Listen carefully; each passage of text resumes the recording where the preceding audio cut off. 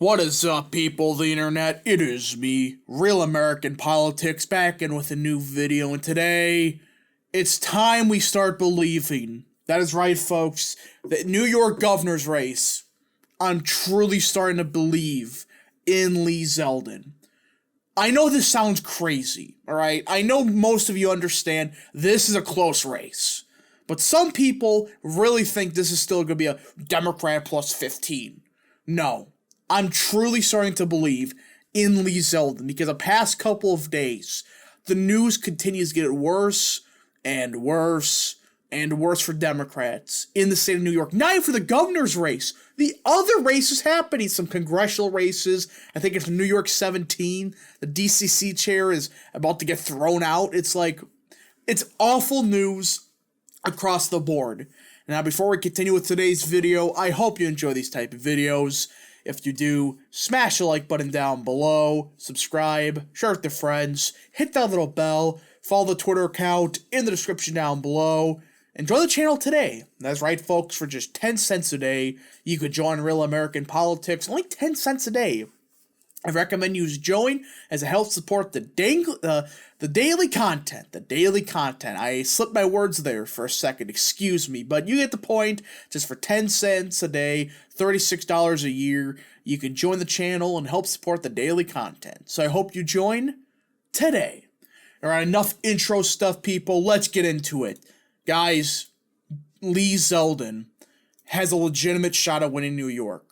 Now, I've made a couple of videos about how Zeldin has been picking up in the polls. And people are going to say, oh, the polls, they're always so wrong, and all that stuff. Which, yeah, you can't trust polls all the time, but you can still look at it as proof of momentum, trends, etc.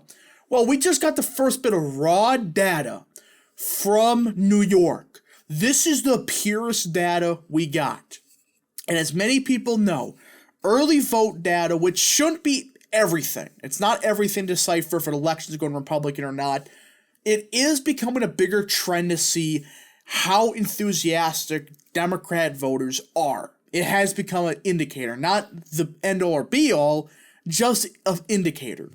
Well, look at this. Early vote through day 2 of early voting in New York, 2020 versus 2022. Look at New York City, which is the one part of the state that I've always been worried about for this race. Was turnout going to stay somewhat competent? The answer? So far, hell no. The fact of the matter is, compared to 2020, turnout is down by 50% in the exact time frame since 2020, 2022, through day 2 of early voting. 50%! No other region comes anywhere close to it. Upstate New York comes closest, and that's at 65%. So they're down by 35% turnout, which is still a good amount, but nothing compared to New York City. But then you look at Long Island.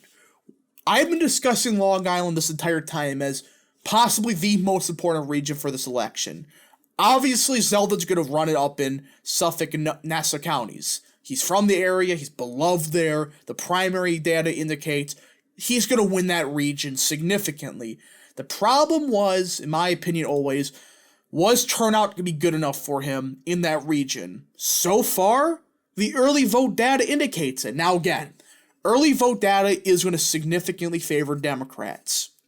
But when you look at the county by county result, region by region, you got to see where the early vote's coming from. So far, it's coming from, percentage-wise, a lot of it's coming from Long Island. Long Island. It's down by only 13% compared to 2020.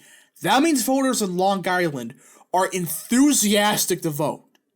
And reminder, these are voters that are going to favor Lee Zeldin.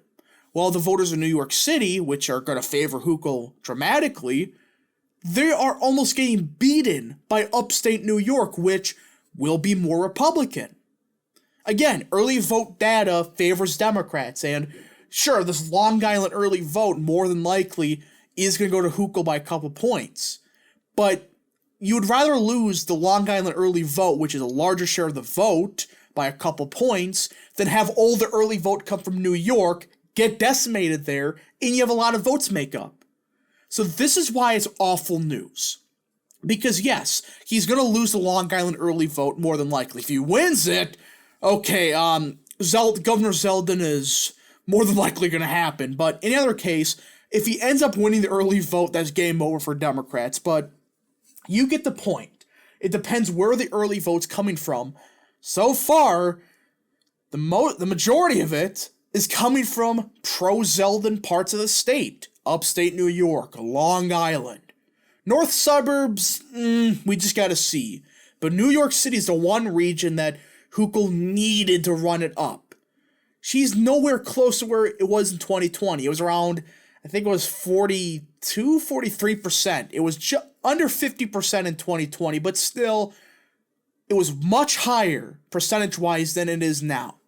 So there is something data-wise happening in the state of New York.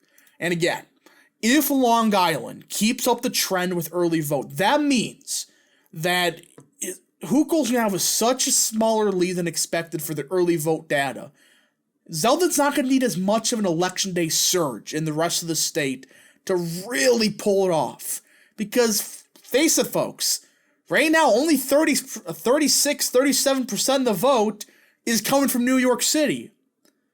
That is not enough for a Democrat. And I know it's a midterm year. New York City tends to have a lower turnout, but this is just disastrous. So, with all that in mind, the question is this. Can Zeldin get enough votes in New York City? Because at this point, the turnout just seems so abysmal that at this point, we just got to see New York City.